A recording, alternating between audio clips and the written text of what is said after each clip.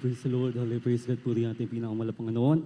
Ako po'y nagpapabot ng pinakamataas sa pagpupuri, pagliwalhati at pagdadakila at pagkaparangal ay tanging sa ating pinakamamahal na Jesus po lamang, hallelujah, praise God, at doble paggalang sa ating beloved pastor, Wildy Estrada Almeida, the interpreter of loving God, and his beloved wife, beloved assistant pastor, Lina C. Almeida, sa mga ganito ang aral na hindi po natin malilimutan, hallelujah, praise God, at happy 51st anniversary po sa ating beloved children at sa inyo po mga beloved kapatiran. Purihin ang ating pinakamamalang Jesus, hallelujah, praise God, hallelujah, praise the Lord.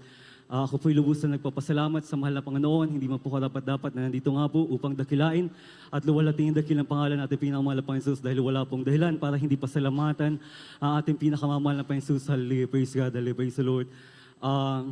Sa banal na gawain po ay, since birth pa lang po ay saved na po ako po sa banal na gawain natin pinakamamahal na Panginoon, pero sobrang pasaway ko po sa aking magulang, talagang sa murang edad ko po, talagang natuto akong magmura, palasagot po ako sa magulang ko. At palainom po ako, sumasariling po ako sa gang, sa mga fraternity po. Talagang sa murang edad ko, hindi na po kaaya-aya yung mga ginagawa ko sa aking magulang. Talagang palasagot po ako. Tapos nandun nga po na pag banalagawain, instead po na pumunta po ako sa banalagawain, pupunta po ako sa barkada ko po. Instead po na mag-overnight nga po ako, pupunta po ako sa diskuhan.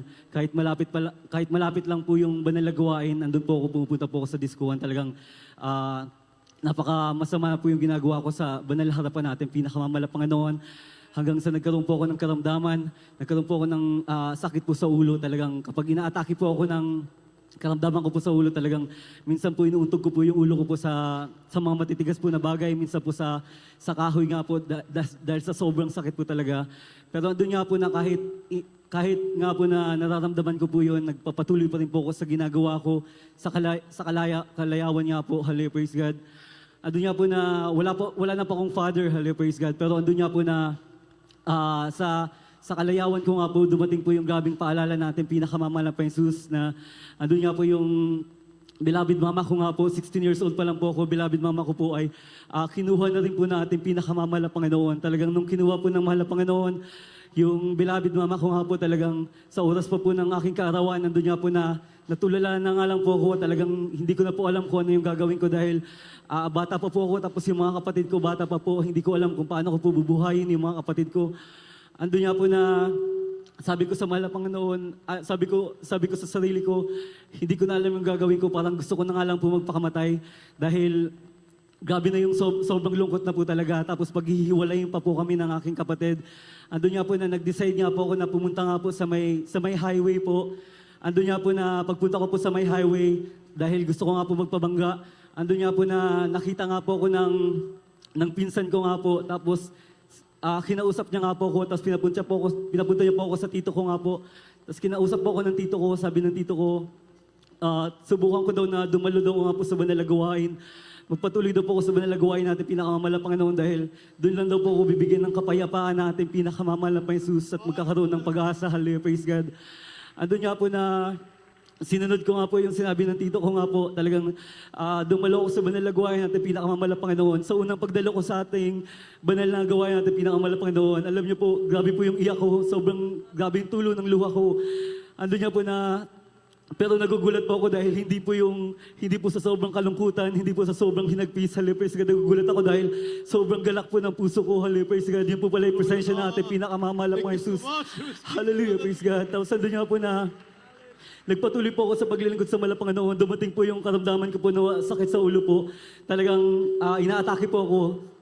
Sinabihan po ko ng beloved preacher nga po na magpa-rebaptize na po ako sa banal na gawain ng mahal na Panginoon. Andun nga po na sinunod ko po yung sinabi niya, linggo po noon habang inaatake po na ng karamdaman ko po, sobrang sakit po.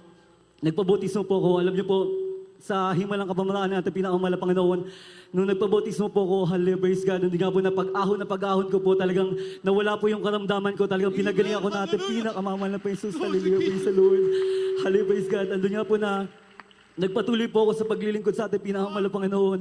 Natuto po ako na pag may karamdaman, ilehans lang po yung sarili sa mga tutut-aral natin, malapastor, talagang gumagaling po talaga, hallelujah, praise God. Dumating po yung point na yung kapatid ko po na susunod po sa akin, talagang andun nga po na tumawag po siya sa akin, sabi niya sa akin, kailangan niya nga raw po ng pera.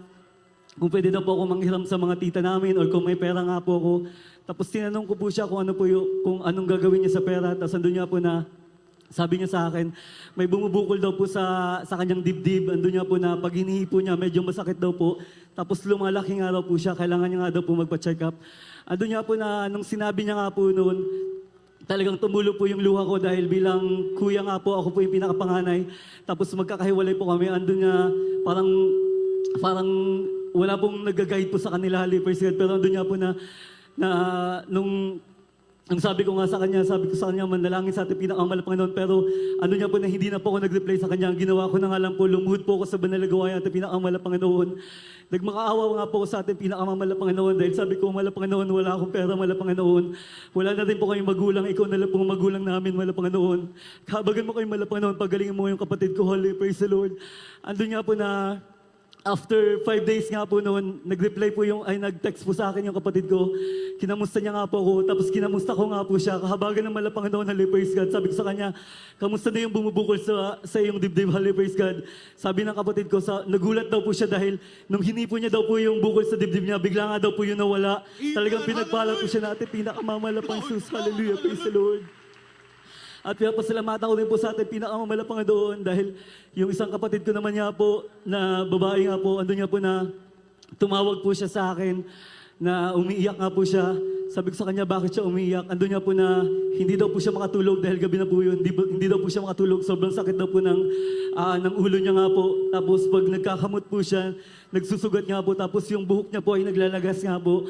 Andun nga po na naawa po ako sa kapatid ko dahil wala nga po ako doon. Hallelujah, praise God. Bilang kuya nga po, andun nga po yung grabing awa ko sa kapatid ko. Tapos andun nga po na parang iniingkanto daw po siya, sabi niya.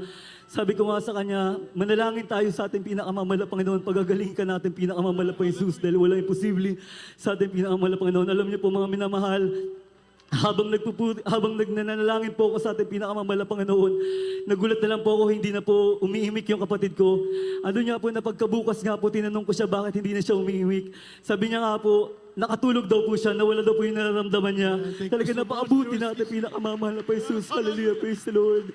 Tapos ano niya po, pinapasalamatan ko din po sa ating pinakamamahal na Panginoon dahil meron po akong ate nga po, yun po ay half-sister ko po. Meron po siyang karamdaman po sa paa, nakuha niya nga po sa pinagtatsabahuan niya nga po, nagba-violet po yung paa niya nga po, tapos hindi daw po siya makalakad ng maayos, hindi din po siya makapagtrabaho. Nung nakita ko nga po siya na hindi makalakad ng maayos, talagang awang-awa po talaga ako sa kanya. Tapos naalala ko nga po yung turot aral natin, mahal na pastor na magpuri nga po, tapos elehans daw po yung may karamdaman. Andun nga po na yung kapatid ko nga po habang natutulog po siya, lumuhod nga po ako, tapos nagpuri po ako sa ating pinakamamahal na Panginoon. Nagmakawa ako sa ating pinakamamahal na Panginoon na pagalingin niya yung kapatid ko dahil alam ko na ikaw lang makakapagpagaling. Hallelujah, praise God. Naramdaman ko nga yung presensya ng Mahal na Panginoon. Hinawakan ko po yung paa ng aking ate. Hallelujah, praise God. Tapos nilehans ko nga po yun sa pangalan ng Jesus. Hallelujah, praise the Lord. Tapos alam niyo po mga minamahal, pagkabukas nga po noon, yung kapatid ko nga po ay nakatayo nga po siya, tapos nakapaglakad po siya. Sabi ko sa kanya, kamusta ka na, hallelujah, praise God. Sabi niya, magaling daw po yung paa niya. Tapos sabi ko sa kanya, pinagaling ka natin, pinakamamahal na po yung Jesus, hallelujah, praise the Lord. Napaabuti na mahal na Panginoon. Tapos nandun niya po yung bunso naman niya po namin. Ano niya po na nagpasa po siya ng picture po sa messenger po namin, sa group chat po namin magkakapatid. Pinakita niya nga po yung bukol niya po sa leeg, yung thyroid niya po ay lumalaki po ng lumalaki habang tumatagal po. Tapos nakita po namin, ang laki na po talaga. Grabe yung awa ko po sa kapatid ko dahil doon niya po na malayo po siya, wala po siyang ibang matawagan na praise God. Andun niya po na ang ginawa ko nga po, pumunta po ako sa taas po nga po ng pastoral. Binuksan ko nga po yung bintana. Tapos andun niya po na pagbukas ko po ng bintana, lumuhod po ako sa pangalan sa ating pinakamahal na Jesus, praise God, at nagmakaawa ako sa ating pinakamahal na Panginoon. Sabi ko, mahal na Panginoon, namimiss ko na yung mga kapatid ko. Gusto ko sila makasama. Ilang taon na kaming hindi nagsasama. Sobrang tagal na, praise God. Gusto ko sila makasama at makita yung kapatid kong bunso. Ano niya po, nagabing iyak ko sa ating pinakamahal na Panginoon. Pagkatapos ko po umiyak sa ating pinakamamahal na Panginoon, pagtayo ko po, dahil wala nga pong pera, walang pamasahe, praise God. Pagtayo ko po, biglang may tumawag nga po sa akin. Sabi sa akin, maghanda daw po ako, dahil ipapadala daw po ako sa probinsya. Tapos tinanong ko kung saan probinsya nga po yun. Doon nga po sa Masbate nga po kung saan po yung mga kapatid ko. Talaga napakabuti ng malapang noon. Kakahiling ko lang binigay natin na pinakamalapay susali. Praise the Lord. Doon nga po na nakita ko nga po yung mga kapatid ko talagang gabi himala ng malapang doon. Talagang nakasama ko yung mga kapatid ko at nakita ko po yung kapatid ko na bunso. Talagang lumalaki po yung bukol niya nga po sa leeg niya po, yung thyroid niya po, lumalaki po talaga. Sabi ko sa kanya na magpabautismo sa banal na gawain natin, pinakamamalapang doon, dahil pagagalingin siya natin, pinakamamalapang Jesus. Ano nga po na hindi po siya nagdalawang isip na magpabautismo sa banal na gawain. Ano nga po na nung nakauwi na po ako dito sa dako ng Cavite nga po, ano nga po na after a week nga lang po, ilang weeks nga lang po, pumasa po siya ulit ng picture sa aming group chat. Ano nga po na pinakita niya nga po na wala na po yung bukol sa kanyang, sa kanyang leg. Hallelujah, praise God. Napakabuti natin, pinakamamalapay susali, praise the Lord. Talaga napakabuti na malapang noon. Hallelujah, praise God. Ano nga po na nagpatuloy ako sa paglilingkod. Hallelujah, praise the Lord. Sabi ko sa malapang doon, huwag niya kami pababayaan magkakapatid. Kahit malalayo kami, kahit mga bata pa yung mga kapatid ko, huwag niya kami pababayaan. Hanggang ngayon sa paglaki na mga kapatid, wala po talaga wala akong naalala, wala kami na-experience na pinabayaan sila natin. Pinakamamalapay sa hallelujah, praise God. At alam niyo po, dati sa isip ko lang po, napaka-imposible na makagraduate po yung mga kapatid ko po sa pag-aaral. Hallelujah, praise God, sa kolehiyo. Dahil nga po na nakikitira nga lang po kami, tapos magkakahiwalay pa po kami. Pero wala po talaga imposible sa atin, pinakamamalapay noon. Lahat po sila nakapag-graduate po. May engineer, may teacher po, tsaka may accountant po. Talaga napakabuti natin, pinakamamalapay susali, praise the Lord. Tapos ako nga po, gusto ko ipasalamatan sa malapang noon yung trabaho po na pinagkaloob ng malapang noon. Dahil nandun nga po na, sabi ko sa malapang noon, bigyan mo ako ng trabaho na makakadalo ko ng 3 times a week. Hallelujah, praise God. Andun nga po na, sabi ko mag-first fruit po ako kapag ako yung nagkaroon ng trabaho. Ano nga po na high school graduate lang po ako. Talagang ano nga po na nag-apply nga po ako. Ang lagi ko lang ginagawa. Nagsa-Psalms 23 lang po ako at nagda-The Lord's Prayer. Hallelujah, praise the Lord. Sa madaling sabi nga po na natanggap po ako sa aking trabaho. Ando nga po na mag-1 month na po ako. Ando nga po na nung nag-1 month na po ako. Nakalimutan ko po na may pangako ako sa ating pinakamamalapang noon na mag-first fruit po. Isang araw na lang po sahod ko na pa. Tapos ando nga po na nung banal na gawain niya po, kinuha ko po lahat ng sahod ko. Sabi ko, walang imposible sa malapang noon. Ang dami ng himala na ginawa ng malapang noon. Ibibigay ko to sa ating pinakamalapang kahit wala na akong pangkain, wala na pong pamasahe dahil yun na nga lang po yung inaasahan ko nga po. Kasi ayoko po manghiram dahil andun nga po na baka magalit lang po sa akin yung ate ko tsaka labons ko. Andun nga po na binigay ko, bahala ng malapang noon, wala po nakakalam. Alam niyo po, nung binigay ko po yun sa ating pinakamalapang noon, pakatapos po ng banal na gawain, nagulat na lang po ako, may nag-aabot po sa akin ng pera. Lahat po ng pangangailangan ko na provide po natin, pinakamamahal na po yung Jesus. Hallelujah, praise the Lord. Tsaka alam niyo po mga minamahal, totoo po yung pagbibigay sa ating pinakamamalapang noon. Dahil after po nang nag-first fruit po ako, hallelujah, praise God, nakapasa po yung kapatid ko sa board exam. Tapos na-regular din po ako sa akin trabaho, 5 months lang po, na dapat 6 months po.